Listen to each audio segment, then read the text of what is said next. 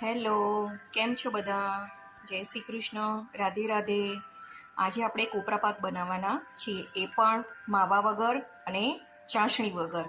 તો ચાલો મિત્રો, આપણે બનાવવાની શરૂઆત કરીએ. તો હવે આપણે ટોપરા પાક બનાવવાની શરૂઆત કરીશું.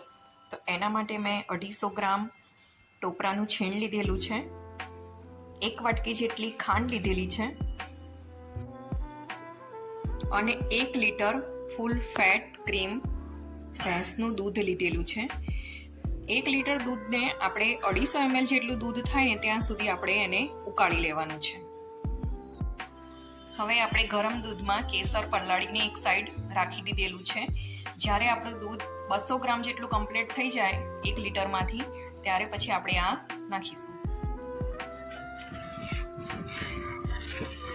આ કોપરા પાક આપણે ચાસણી વગર, માવા વગર, કન્ડેન્સ મિલ્ક વગર અને મિલ્ક પાવડર વગર બનાવીએ છીએ. આમ તો જનરલી રસોઈયા અને જે લોકો મહારાજની લોકો હોય એ ટોપરા પાકમાં જેટલું ટોપરું હોય એટલો જ માવો નાખીને બનાવતા હોય છે, પણ આજે આપણે દૂધમાંથી જ ટોપરા પાક બનાવીશું. એકદમ ઇઝી રીતે, જેને ચાસણી કરતાં ના આવડતું હોય, ચાસણીની ઝંઝટ વગર આજે આપણે કોપરા પાક બનાવશું. દૂધ આપણું આ રીતે ઘટ્ટ થઈ ગયેલું છે. આપણે 1 લીટર જેટલું દૂધ લીધેલું હતું, તેમાંથી લગભગ 200 ગ્રામ જેટલું દૂધ હવે વધેલું છે, જે રબડી જેવું લાગે છે. હવે આને 2-3 મિનિટ માટે થવા દઈશું, પછી આપણે ખાંડ નાખીશું. હવે આપણે આ જે ખાંડ લીધેલી હતી 1 વાટકી જેવી, તે નાખી દઈશું. મેં થોડીક બાકી રાખેલી છે. હવે એને પ્રોપર મિક્સ કરી દઈશું. ખાંડનું બધું જ પાણી બળી જાય ત્યાં સુધી આપણે કૂક કરવાનું છે. લગભગ 5 થી 7 મિનિટ જેટલો સમય લાગશે. ધીમા ગેસ પર આપણે 5 થી 7 મિનિટ ખાંડને કૂક કરી લીધેલી છે. ખાંડનું બધું જ પાણી બળી ગયું છે. હવે આપણે 1 ચમચી જેટલી મલાઈ નાખી દઈશું. મલાઈને પણ અંદર મિક્સ કરી લઈશું. દૂધમાં મલાઈ મિક્સ થઈ ગઈ છે.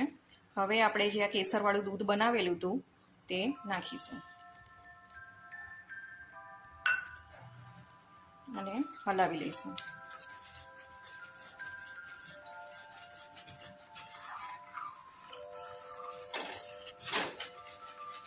હવે આપણે કોપરું મિક્સ કરીશું.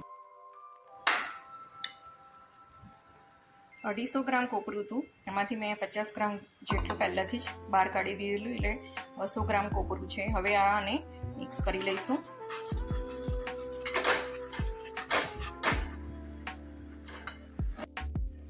હવે આપણે 2 ચમચી ઘી નાખી દઈશું.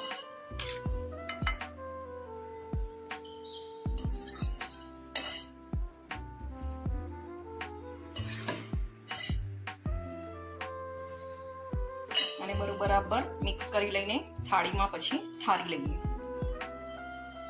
આ રીતે થાળીમાં મેં પાથરી દીધો છે બધો જ કોપરા પાક, અને ઘીવાળો હાથ કરીને થેપી દીધો છે.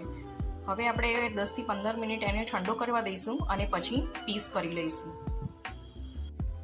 મારી પાસે સિલ્વર વર્ક હતું તો મેં આવી રીતે લગાવી દીધેલું છે.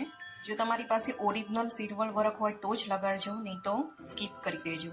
તો રેડી છે આપણો કોપરા પાક. હવે આપણે પીસ કરીને સર્વ કરી લઈશું.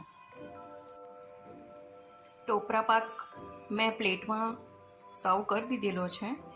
ટોપરા પાક ખાવામાં એકદમ સોફ્ટ છે, દેખાવામાં પણ ખૂબ સરસ છે. જો તમને મારો આ વિડીયો ગમ્યો હોય તો મારી ચેનલને લાઈક કરજો, શેર કરજો અને સબસ્ક્રાઈબ કરજો.